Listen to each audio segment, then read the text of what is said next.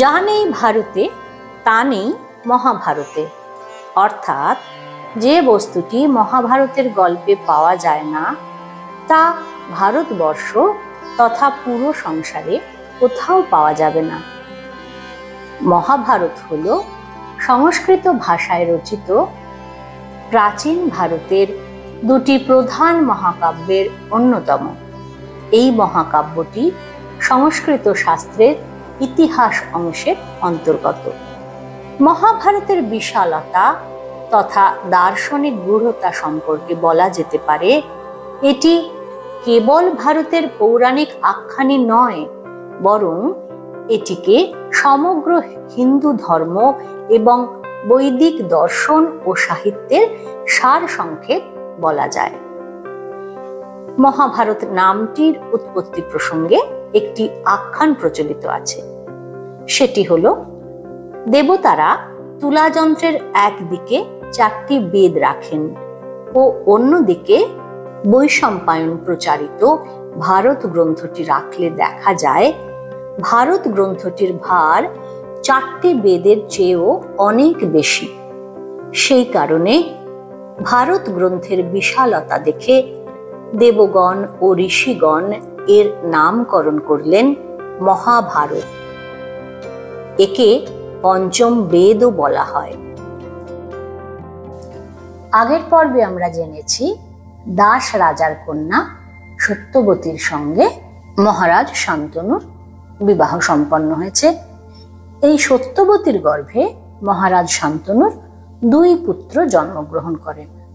জ্যেষ্ঠ অর্থাৎ বড় হলেন চিত্রাঙ্গদ এবং কনিষ্ঠ বিচিত্রবীর্য। যথাকালে শান্তনুর মৃত্যু হল।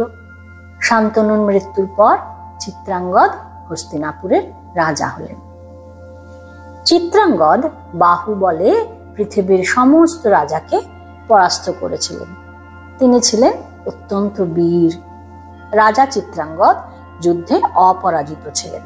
তিনি কোনো মানুষকে নিজের তুল্য বীর মনে করতেন না। এই হেন রাজা চিত্রাঙ্গদ নিজের শৌর্যের কারণে গর্বিত ছিলেন। তিনি মানুষকে তো নিজের তুল্য মনে করতেনই না, দেবগণ অসুরগণ এদেরকেও তিনি মানুষের সমান তিরস্কার করতেন। একদিন চিত্রাঙ্গদ নামে এক শৌর্যশালী গন্ধর্বরাজ তার মুখোমুখি হলেন, অর্থাৎ এই কুরুরাজ চিত্রাঙ্গদের মুখোমুখি হলেন গন্ধর্বরাজ চিত্রাঙ্গদ। তিনি বললেন, ত্বয়াহং যুদ্ধমিচ্ছামি তৎসকাশন্তু নামত আগতস্মি বৃথাভস্য ন গচ্ছে নাম তে মম। অর্থাৎ আপনার আর আমার নাম এক, সেই কারণেই আমি এসেছি। আপনার সঙ্গে আমি যুদ্ধে ইচ্ছুক। এই যুদ্ধের আহ্বান বৃথা আস্ফালন নয়। আপনার আর আমার এই দুজনের নাম এক হতে পারে না। তার মানে কি, তিনি এসে চিত্রাঙ্গদকে দ্বন্দ্ব যুদ্ধের আহ্বান করলেন। দুজনের মহাসংগ্রাম শুরু হলো। 3 বছর ধরে এই যুদ্ধ চলল। অবশেষে মায়ার আশ্রয় নিলেন গন্ধর্বরাজ চিত্রাঙ্গদ।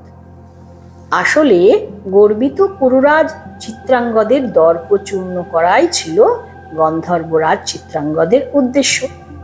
মহাযুদ্ধে বিশেষ অস্ত্রবিদ্যা নিপুণ গন্ধর্বরাজ চিত্রাঙ্গদ মায়া বলে কুরুরাজ চিত্রাঙ্গদকে বধ করলেন। তার উদ্দেশ্য সফল হলো, কারণ তার উদ্দেশ্য ছিল ওই গর্বিত চিত্রাঙ্গদের বিনাশ। তার উদ্দেশ্য সফল হওয়ায় তিনি আর সেখানে থাকলেন না, তিনি চলে গেলেন। এইবার সিংহাসন তো খালি যাবে না, সুতরাং ভীষ্ম রয়েছেন। কিন্তু ভীষ্ম তো বলেছেন তিনি সিংহাসনেও বসবেন না, তিনি সিংহাসনের রক্ষক হিসেবে থাকবেন। তখন ভীষ্ম করলেন কি, বিচিত্রবীর্যকে অর্থাৎ ওই চিত্রাঙ্গদের ভাই বিচিত্রবীর্যকে হস্তিনাপুরের রাজপদে অভিষিক্ত করলেন। বিচিত্রবীর্য রাজা হলেন।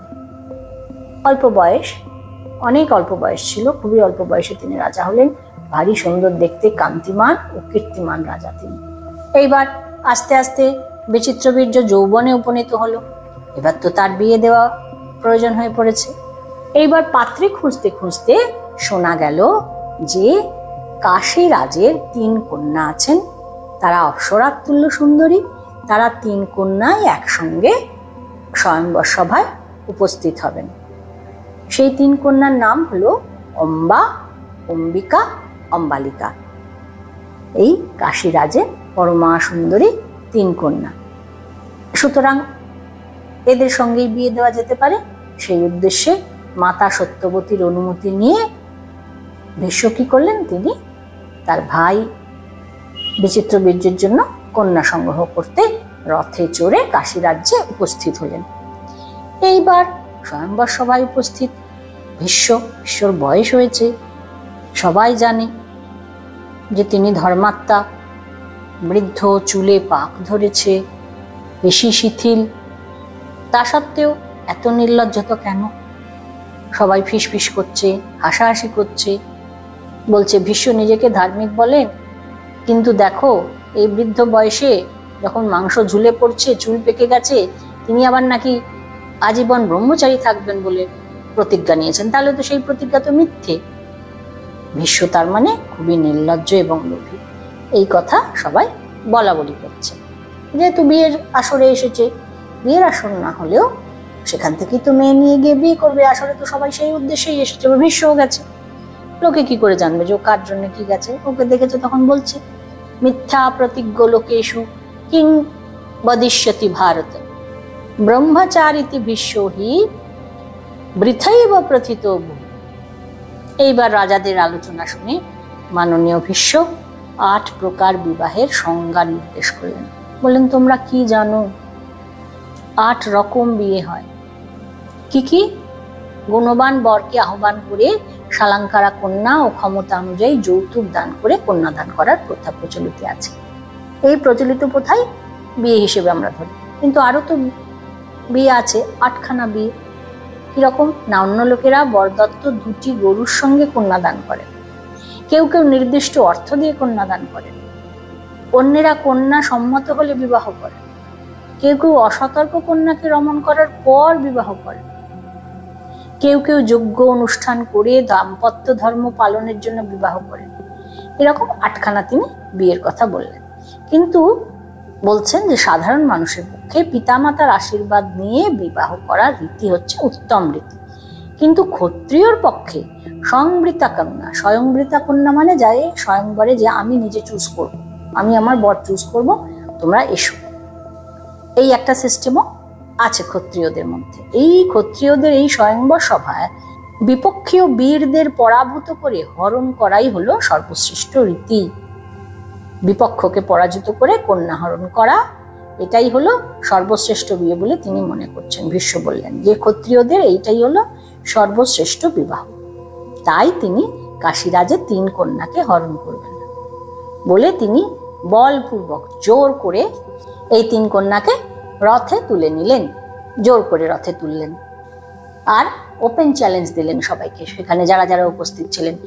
বললেন যে আপনারা সম্মিলিত শক্তি অবলম্বন করে আমাকে থামাবার চেষ্টা করুন, আপনারা আপনাদের শক্তি অবলম্বন করে আমাকে থামাবার জন্য বিশেষ চেষ্টা করুন, দেখুন পারেন কিনা, আমি এদের নিয়ে চললাম বলে তিনি ওই কাশীরাজের 3 কন্যাকে রথে তুলে নিয়ে চললেন। এইবার সমবেত রাজারা ভীষ্মের বিরুদ্ধে প্রচন্ড যুদ্ধ আরম্ভ করলেন, কিন্তু কিছুতেই কিছু করতে পারলেন না। একমাত্র মহারথ শাল্য স্ত্রী লাভের জন্য ভীষ্মের সঙ্গে অল্পকাল যুদ্ধ করতে সমর্থ হয়েছিলেন, খানিকটা পিছু ধাওয়া করেছিলেন। অসাধারণ শক্তিমান রাজা ছিলেন শাল্য, তিনি প্রতিরোধ করেছিলেন, বাধা দিয়েছিলেন। যুদ্ধ হয়েছিল খানিকটা, কিন্তু শুধুমাত্র শাল্যকে প্রাণে বাঁচিয়ে রেখে ভীষ্ম তাকে ছেড়ে দিলেন, অর্থাৎ তিনি পরাভূত হলেন। কেন শাল্য বাধা দিয়েছিলেন? কেন শাল্য যুদ্ধ করছিলেন ভীষ্মের সঙ্গে? না, ওই কাশীরাজের জ্যেষ্ঠা কন্যা অম্বা, এই শাল্য রাজা, এরা পরস্পরের প্রতি অনুরাগ পোষণ করতেন।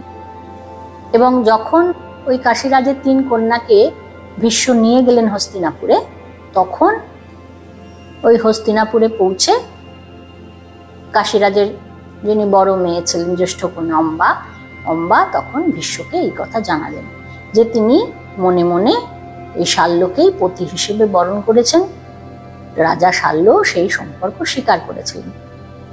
তখন কি আর করবেন? ভীষ্ম বললেন, ঠিক আছে, সবার সঙ্গে আলোচনা করি। তিনি ব্রাহ্মণ পুরোহিত সবার সঙ্গে আলোচনা করলেন, করে তারা নির্দেশ দিলেন যে দেখো, যদি কেউ স্বয়ম্বর হয়েছেন, স্বয়ম্বরে মানে আমি নিজেই পতি নির্বাচন করব, তো পতি নির্বাচন করেই সে শাল্য, সুতরাং তাকে ছেড়ে দেওয়া হবে। তখন তিনি তাকে অম্বাকে আর মহারাজা শাল্যর কাছে পাঠিয়ে দিলেন। আর অন্য যে দুই বোন রইল, অম্বিকা আর অম্বালিকা, এই দুজনের সঙ্গে মহা ধুমধামে করে বিচিত্রবীর্যের বিয়ে হলো। অম্বা আর অম্বালিকাকে খুব সুন্দর দেখতে ছিল। বিচিত্রবীর্য 7 বছর ধরে এই দুই স্ত্রীর সঙ্গে অতিরিক্ত বিহার করে যক্ষা রোগ আক্রান্ত হলেন এবং সকল চিকিৎসকদের প্রচেষ্টা ব্যর্থ করে নিঃসন্তান অবস্থায় পরলোক গমন করলেন। এবার তাহলে কি হলো? কুরুবংশের আর কোনো উত্তরাধিকার রইল না। কুরুবংশের কোনো উত্তরাধিকার রইল না। কি হবে এবার? ভীষ্ম রয়েছেন বটে, কিন্তু তিনি তো প্রতিজ্ঞাবদ্ধ। তিনি বলেছেন, আমি চিরকুমার থাকব। শান্তনু পত্নী সত্যবতী তাকে অনুরোধ করলেন যে এই যে দুই পুত্রবধূ রয়েছে, তুমি তাদের সাথে মিলিত হয়ে সন্তান উৎপাদন করে কুরুবংশ রক্ষা করো। বংশ রক্ষা করার তাগিদ তখন প্রচন্ড। এরকম এত জনসাধারণ ছিল না, এত জনসংখ্যা ছিল না, খুব কম জনসংখ্যা। আর সব থেকে বড় কথা, একটা রাজপরিবার, সেই রাজপরিবার শেষ হয়ে যাবে এমনটা তো হতে পারে না। ওই জন্য সত্যবতী তাকে অনুরোধ জানালেন। সেই সময়তে সন্তান উৎপাদন করা একটি বিবাহের অন্যতম উদ্দেশ্য ছিল, কারণ কোনো মতেই বংশগতিকে রুদ্ধ করে দেওয়া যেত না। কোনোভাবেই বংশগতিকে আটকানো উচিত নয় বলে তখন মনে করা হতো, কারণ তখন জনসংখ্যা ছিল অত্যধিক কম এবং একটা রাজপরিবার যদি বন্ধ হয়ে যায়, শেষ হয়ে যায়, তাহলে তো খুব মুশকিল। রাজ্যে অরাজক অবস্থা, কে রাজা হবে, এই সমস্ত ভীষণ একটা অরাজক পরিস্থিতির সৃষ্টি হয়েছে। সত্যবতী ভীষ্মকে অনুরোধ জানালেন যে হয় তুমি সিংহাসনে বসে রাজ্য শাসন করো, অথবা তুমি বিয়ে করো, অথবা তুমি ওই অম্বিকা আর অম্বালিকার সাথে মিলিত হয়ে সন্তান উৎপাদন করো, কিছু করে তুমি কুরুবংশকে রক্ষা করো। এই অনুরোধ বারবার সত্যবতী করতে লাগলেন, কিন্তু ভীষ্ম অনমনীয়। ভীষ্ম জানালেন যে ত্রিলোক, এমনকি দেবরাজ্য, এর থেকেও বেশি কিছু থাকলে তাও আমি ত্যাগ করতে পারি, কিন্তু সত্যকে আমি কোনো মতেই পরিত্যাগ করতে পারি না। আমি প্রতিজ্ঞাবদ্ধ, এই প্রতিজ্ঞা আমি কিছুতেই ভঙ্গ করব না।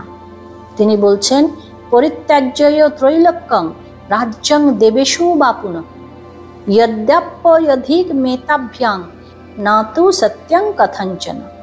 এইবার তিনি তার মাকে বললেন একটি কাহিনী। কি কাহিনী? না সেই চিরন্তন ক্ষত্রিয় ধর্মের অঙ্গ নিয়োগ প্রথা। এই নিয়োগ প্রথার একটি কাহিনী তিনি তার মাকে বললেন, মনে করিয়ে দিলেন। কার কাহিনী? না প্রাচীনকালে ঋষি উতথ্যর প্রিয় পত্নী ছিলেন মমতা। একদা উতথ্য ঋষির ভাই, যিনি ছিলেন দেবতাদের পুরোহিত তেজস্বী বৃহস্পতি, ওই উতথ্য পত্নী মমতার কাছে উপস্থিত হন। মমতা তখন গর্ভধারণ করেছেন, অর্থাৎ প্রেগনেন্ট ছিলেন। তার ঔরসে উতথ্য ঋষির পুত্র ছিল। সেই উতথ্য ঋষির পুত্র তিনি গর্ভে অবস্থানকালেই সরঙ্গ সহ সমগ্র বেদ অধ্যয়ন করে ফেলেছেন। এমন সাংঘাতিক সে তেজস্বী পুত্র জন্মাবে আর কি। কিন্তু বৃহস্পতি ছিলেন অমোঘ রেতা, অর্থাৎ বৃহস্পতির রেত শুক্রাণু কখনো ব্যর্থ হয় না। তার ফলে সেই গর্ভে পুত্রের উৎপত্তি হবেই, কিন্তু এক গর্ভে তো দুটি সন্তানের স্থান হবে না। তখন মমতা অনুরোধ করলেন বৃহস্পতিকে যে দয়া করে আপনি বিরত হন, কিন্তু বৃহস্পতি একদম এটি পছন্দ হলো না, এই কথাটা একদম পছন্দ হলো না। তিনি নিজেকে নিয়ন্ত্রণে রাখতে পারলেন না। তখন সেই মমতার সেই গর্ভস্থ সন্তান, যার কথা একটু আগে বললাম, যে তিনি গর্ভে থাকাকালীন, গর্ভ অবস্থানকালেই তিনি সরঙ্গ সহ সমগ্র বেদ অধ্যয়ন করে ফেলেছেন, সেই পুত্র তিনি বাধা দিলেন। তিনি বললেন যে আমি এখানে আগেই এসেছি, আপনি আমাকে কষ্ট দেবেন না। ওই বালক কি করলো? বীর্যপাতের সময় বীর্যের প্রবেশদ্বার রুদ্ধ করলেন তার 2 পা দিয়ে। তার ফলে কি হলো? বীর্য স্থানচ্যুত হয়ে ভূমিতে পড়ে গেল, মাটিতে পড়ে গেল। তখন ভীষণ বিরক্ত হয়ে রেগে গিয়ে বৃহস্পতি ওই মমতার গর্ভস্থ সন্তানকে অভিশাপ দিলেন। কি অভিশাপ দিলেন? যে দীর্ঘদিন তুমি অন্ধ হয়ে থাকবে। অন্ধত্বের অভিশাপ নিয়ে উতথ্য পুত্র জন্মগ্রহণ করলেন। তার কি নাম? তার নাম হলো দীর্ঘতমা। বৃহস্পতি অভিশাপ অনুযায়ী দীর্ঘতম অন্ধত্যম, দীর্ঘতম অর্থাৎ আধারে অবস্থানের কারণে তার নাম হলো দীর্ঘতমা। তিনি তপস্যায় বৃহস্পতিকেও অতিক্রম করলেন। বেদজ্ঞ যশস্বী দীর্ঘতমা তার বিদ্যাবত্তা বলে প্রদ্দেশী নামে এক সুন্দরী ব্রাহ্মণ কন্যার সঙ্গে পরিণয় সূত্রে আবদ্ধ হলেন। ঋষি উতথ্যের বংশবৃদ্ধি করলেন দীর্ঘতমা। ধার্মিক উদার হৃদয় বেদবিদ্যায় পারঙ্গম দীর্ঘতমা স্বর্গের কামধেনু সুরভির পুত্রের কাছে সম্পূর্ণ গোধর্ম শিক্ষা করলেন এবং দীর্ঘতমা নির্ভীকভাবে এই ধর্মে বিশ্বাস রেখে আচরণের মাধ্যমে গোধর্ম প্রচার করতে আরম্ভ করলেন। গোধর্ম হলো প্রকাশ্যে মৈথুন। প্রকাশ্যে বা অপ্রকাশ্যে কোনো রমণীর সঙ্গে রমণ একজন ঋষির ধর্মাচরণ বিরুদ্ধ। সবাই ভীষণ নিন্দা করতে লাগলেন। সমস্ত আশ্রমবাসীরা দীর্ঘতমার প্রতি ক্ষুব্ধ হয়ে উঠলেন, ক্রোধে নিন্দা করতে শুরু করলেন। তারা স্থির করলেন যে আমরা সকলেই এই পাপাত্মাকে পরিত্যাগ করব। তস্মাদেনাং বয়ং সর্বে পাপাত্মনাং তেজামহে। দীর্ঘতমার পত্নী প্রদ্দেশীরও বিরাগভাজন হলেন। তার বউও খুব রেগে গেল। দীর্ঘতমার পত্নী প্রদ্দেশী জানালেন, সাধারণত স্বামী স্ত্রীর ভরণ পোষণ দায়ভার গ্রহণ করেন, তাই তারা ভর্তা, আর স্ত্রীকে পালন করেন তারা, তাই পতি। এর বিপরীত যিনি আচরণ করেন তিনি স্বামী নন। তিনি এতকাল নিজে একাধারে স্বামী ও পুত্রদের ভরণ পোষণ করে আসছেন। তিনি ক্লান্ত, তিনি আর কাজ করতে পারছেন না। এইবার ভীষণ রাগে ফেটে পড়লেন দীর্ঘতমা। বললেন, আমাকে কোনো ক্ষত্রিয় বাড়িতে নিয়ে চলো, সেখানে নিশ্চয়ই ধনলাভ হবে। অর্থাৎ ভিক্ষাবৃত্তির আশ্রয় নিতে চাইছেন দীর্ঘতমা। প্রদ্দেশী রাজি হলেন না। আর অন্ধ স্বামীর সঙ্গে ভ্রমণ শ্রমশ্রাদ্ধ, কোথায় ওই অন্ধ স্বামীকে নিয়ে নিয়ে ঘুরবে? এতকাল তো নিয়ে নিয়ে ঘুরেছে, ওই অন্ধ স্বামীকে তিনি বহন করেছেন এতকাল, শ্রমসাধ্য কাজ, আর তিনি এই কাজ করতে পারছেন না। তিনি বললেন, আর তিনি আগের মতো স্বামীর ভরণ পোষণের দায়িত্ব নিতে পারবেন না। না ভরে ইয়াং যথাপুরা, সাফ কথা, আর আমি ওরকম করতে পারবো না। ভীষণ ক্রুদ্ধ হয়ে দীর্ঘতমা তখন বললেন যে আজ থেকে পৃথিবীতে স্ত্রীলোকের একজন মাত্র স্বামী থাকবে। স্বামী মারা গেলে বা জীবিত থাকলে স্ত্রীলোক অন্য কোনো পতি গ্রহণ করতে পারবে না। এই নিয়ম যারা লঙ্ঘন করবে, যারা পরপুরুষ সংসর্গ করবে, তাদের বিধবার পাপ হবে। তিনি পতিত হবেন, অর্থাৎ জাতিচ্যুত হবেন এবং স্বামীর ধনভোগ থেকেও তিনি বঞ্চিত হবেন। আর এই অবস্থায় যদি তিনি স্বামীর ধন ভোগ করেন, তবে তার আত্মীয় বন্ধুরা তাকে ত্যাগ করবে। দীর্ঘতমা পত্নী প্রদ্দেশী পুত্রদের আদেশ দিলেন যে একে গঙ্গায় ভাসিয়ে দাও, যাও তো, ওকে গঙ্গায় ভাসিয়ে দাও। গঙ্গায়াং নিয়তামেব পুত্রা ইত্যেবং ব্রবীত। পৈতৃক ধন লাভের আশায় মায়ের কথায় পিতার পরিত্যাগের সিদ্ধান্তে পুত্ররা মোহগ্রস্ত হয়ে একটি ভেলায় করে অন্ধ দীর্ঘতমাকে গঙ্গায় ভাসিয়ে দিলেন। আর দীর্ঘতমার পুত্রেরা বলা বলি করতে করতে বাড়ি ফিরলেন যে কেন আমরা এই অন্ধ বৃদ্ধকে পালন করবো বলতে পারো? এই অন্ধ দীর্ঘতমাকে গঙ্গা স্রোতে ভেসে যেতে দেখলেন বলি রাজা। ধার্মিক বলি রাজা তিনি দীর্ঘতমার পরিচয় জেনে তাকে নিয়ে গেলেন তার বাড়িতে। তিনি বললেন যে চলো, তুমি পুত্র উৎপাদনের জন্য আমি তোমাকে নিয়োগ করব। আমার ছেলে হচ্ছে না, আমার রাজ্য মৃতপ্রায়, আমি চলে গেলে কে আমার রাজ্য চালাবে? সুতরাং তুমি চলো, তুমি আমাকে পুত্র দেবে। বলি রাজার প্রস্তাবে দীর্ঘতমা সম্মত হল।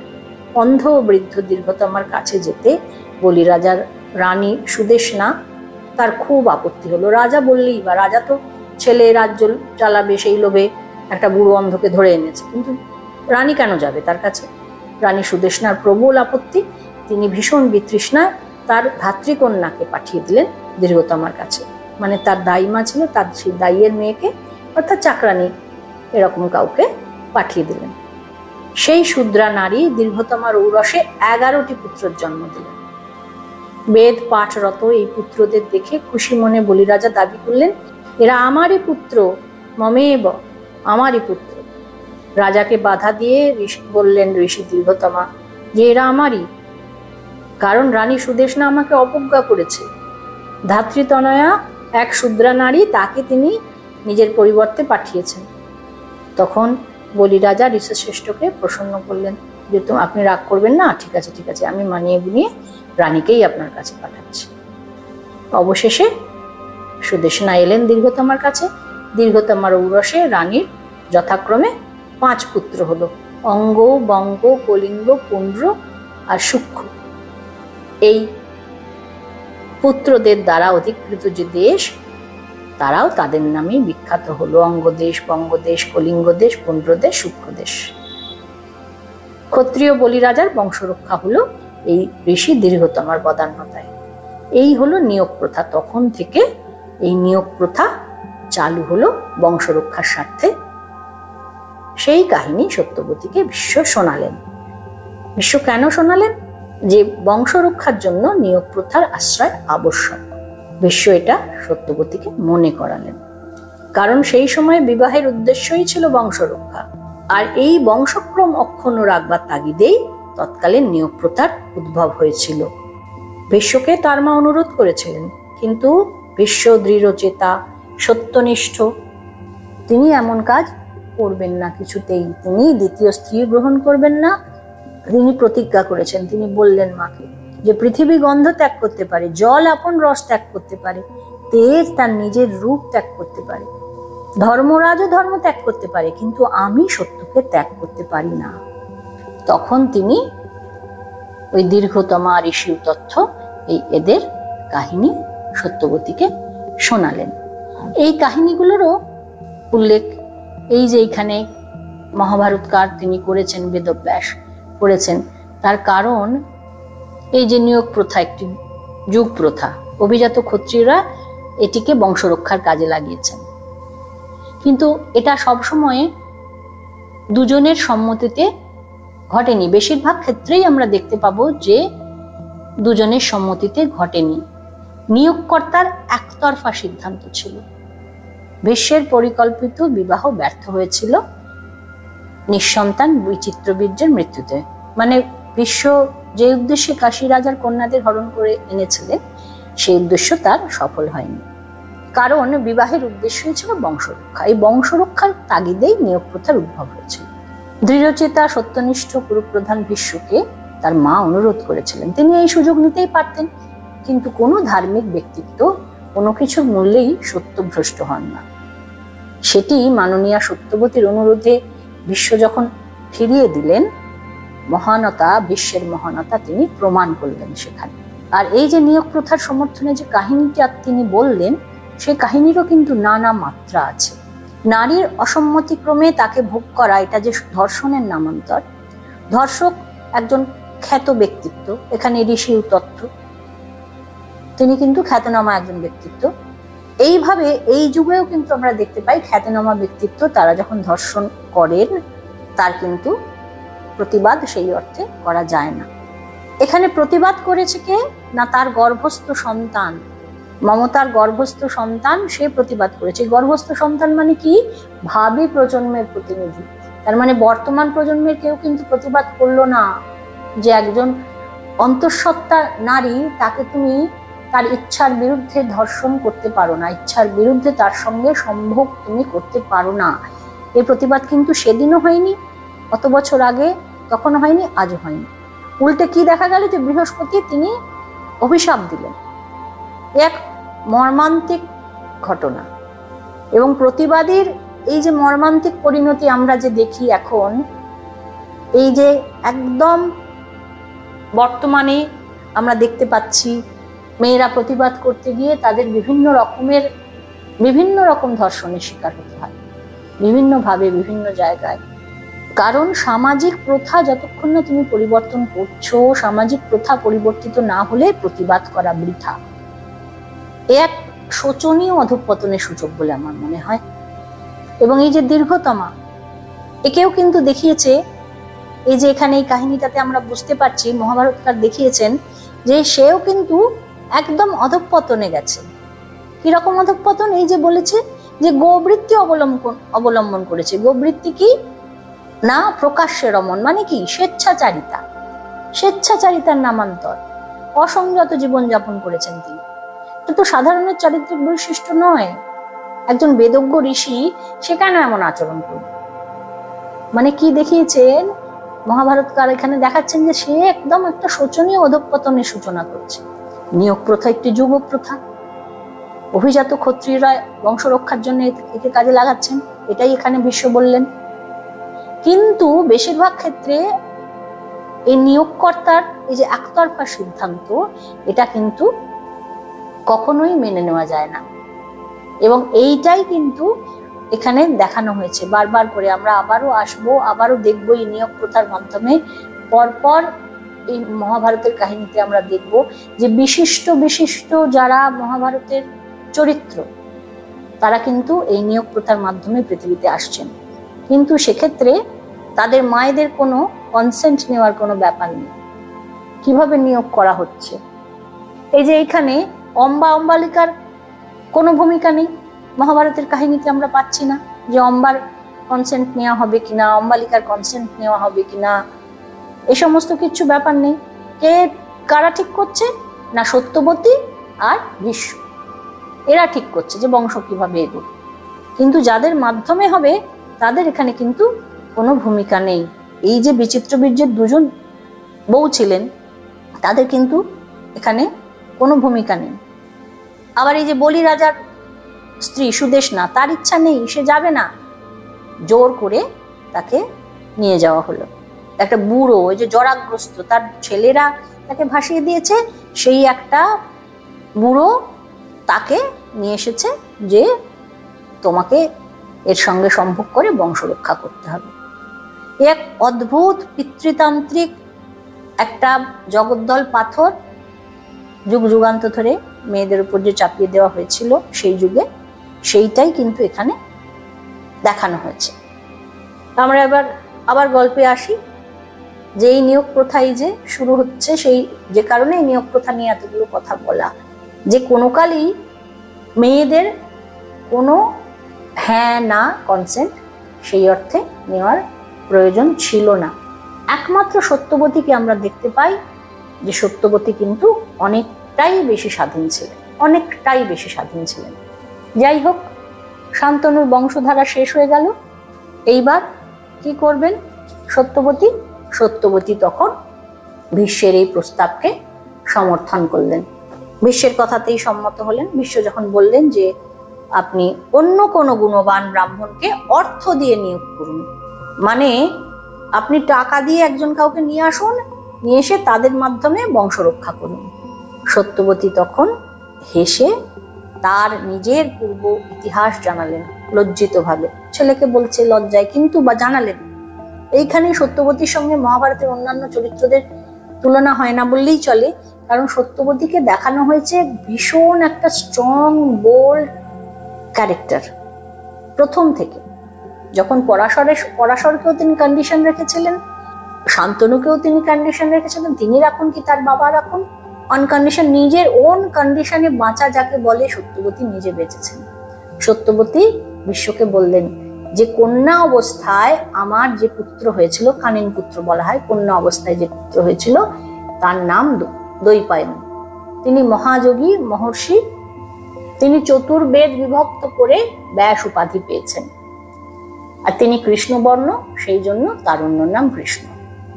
আমার এই পুত্র জন্মগ্রহণ করেই তার পিতা পরাশরের সঙ্গে চলে যান, কিন্তু তিনি যাওয়ার সময় আমাকে বলেছিলেন যে প্রয়োজন হলে আমি ডাকলেই তিনি আসবেন। বিশ্ব, তুমি আর আমি তাহলে এই কৃষ্ণ দ্বৈপায়নকেই ডাকি, যে তিনি ভাতৃবধূদের গর্ভে পুত্র উৎপাদন করবেন। তাহলে শান্তনুর বংশধারা শেষ হলো। মহাভারতে এবার শুরু হচ্ছে ব্যাসদেবের বংশধারা। পরবর্তী যারা যারা চরিত্ররা আসবেন তারা কিন্তু আর শান্তনুর কেউ রইল না। ব্যাসদেবের বংশগতি এবার প্রবেশ করল। দুজন ছিলেন, অম্বালিকা আর অম্বিকা। অম্বার তো জীবন নষ্ট হলো, কারণ শাল্য রাজা অম্বাকে গ্রহণ করলেন না। সে কাহিনী পরে জানা যাবে, সে কাহিনী পরে বলবো। এখন তাহলে রাজপরিবারে কারা রয়েছেন না, রাজপরিবারে দুজন রয়েছেন, অম্বিকা আর অম্বালিকা। এইবার সত্যবতী স্মরণ করা মাত্র বেদব্যাস বেদ পাঠ করতে করতে ক্ষণ মধ্যে মাতা সত্যবতীর কাছে তিনি আবির্ভূত হলেন। সত্যবতী তাকে আলিঙ্গন করলেন এবং স্তন দুগ্ধে সিক্ত করে অশ্রুমোচন করলেন, খুব কান্নাকাটি করলেন তাকে। আর মাতাকে অভিবাদন করে ব্যাস বললেন যে আপনার অভিলাষ পূরণ করতে এসেছি, কি করতে হবে আদেশ করুন। সত্যবতী তখন তার প্রার্থনা জানালেন। সত্যবতী তিনি বললেন যে তিনি যেমন বেদব্যাসের জননী, তেমনি বিচিত্রবীর্যেরও জননী ছিলেন। ব্যাস আর বিচিত্রবীর্য উভয়ই তার গর্ভস্থ সন্তান। সুতরাং বিচিত্রবীর্য ব্যাসের ছোট ভাই, সে মারা গেছে। তাহলে এবার ধর্ম অনুসারে তুমি পুত্র কামনা করছি আমরা, তুমি তাহলে তোমার এই ভাইয়ের বৌদের গর্ভে সন্তান উৎপাদন করে এই বংশ রক্ষা করো। সত্যবতীর আবেদন শুনে ব্যাসদেব বললেন যে নিশ্চয়ই মা, আমি আপনার আজ্ঞা পালন করব। আপনাদের যদি মহাভারতের এই কাহিনীগুলো শুনতে ভালো লাগে, তাহলে আপনারা দয়া করে আপনাদের মতামত প্রতিটি পর্বের কমেন্ট সেকশনে গিয়ে জানিয়ে আসবেন। আপনাদের গুরুত্বপূর্ণ মতামত আমাদের পরবর্তী প্রতিটি পর্বকে আরও সমৃদ্ধ করতে সাহায্য করবে। আর আপনাদের যদি মহাভারতের এই কাহিনীগুলো শুনতে ভালো লাগে, তাহলে আপনাদের সমমনস্ক বন্ধুদের সাথে এই পর্বগুলি অবশ্যই শেয়ার করবেন। আর ভাষা ভবিষ্যৎ চ্যানেলটিকে অবশ্যই সাবস্ক্রাইব করবেন। আপনাদের গুরুত্বপূর্ণ মতামতের অপেক্ষায় রইলাম।